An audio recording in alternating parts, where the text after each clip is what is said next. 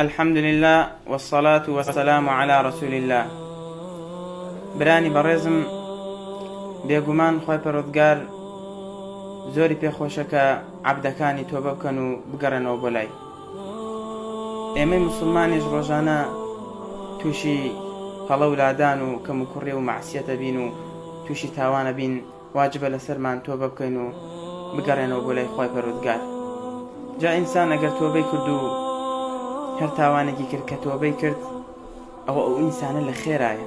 ئەو کەسە کە تاوانەکات تۆبەی نەکرد و فرمێسکەکانی وشک بوو، ئەوە سەرەتایی بە هیلاکچوونێتی خوا پەناماندات. کاتێک خۆی پەروەردگار لە باسی صفاتی ئەهلی بەهشت ئەفەرمێ: والذين إذا فعلوا فاحشة أو ظلموا أنفسهم ذكروا الله فاستغفروا لذنوبهم ومن يغفر الذنوب إلا الله. خۆی پەروەردگار باسی و کەسانەکە کە صفاتی ئیمانداران کە ئیماندارن، ئەو کەسانە کە تووشی تاوانەکە بن، تووشی هەڵەیەکە بن، کەم و کوڕیەک ئەبینن لە خۆیان، تووشی مەعسیەتەکە بن، لەو کاتەیە یەکسەر بیری خۆی پەروەردگارە نەکەوێتەوە و ئاو بە چاویان ئەیەتە خوارەوە و تۆباکەن و ئەگەڕێنەوە. ئەو نیشانی ئیمانە. بۆی برای بەڕێزم، تۆبە بکە و بگەڕێتەوە. قەسەم بەخوا مردن پێدەگات، یەک دەقە مەجالت نادا.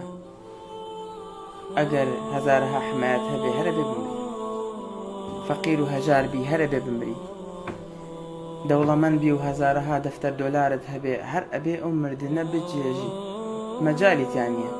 دنیا ئێمە کە هاتوونەتە دنیا ئیلا ئەبێ بمریت و بڕۆیتە ناو ئەو قەبرە تەنگ و تاریکەوە. بۆی هەیە براکەم، ئێستا کە گوێ لە منەگریت، خۆی پەروەردگار مەلایکەت و بۆ بنێرە ڕۆحت بکێشێ.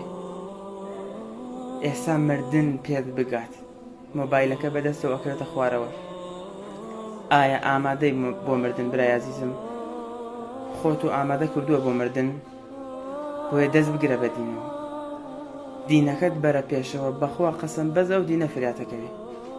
بەخوا نە ماڵ، نە مناڵ، نە سەروەت، نە سامان، هیچی بەکەڵکت نایە، هیچی سوودی نییە بۆت. تەنها نوێژی جەماعەتەکەت، تەنها ڕۆژوەکەت، تەنها زەکاتەکەت، تەنها حەجەکەت، تەنها عیبادەتەکانت.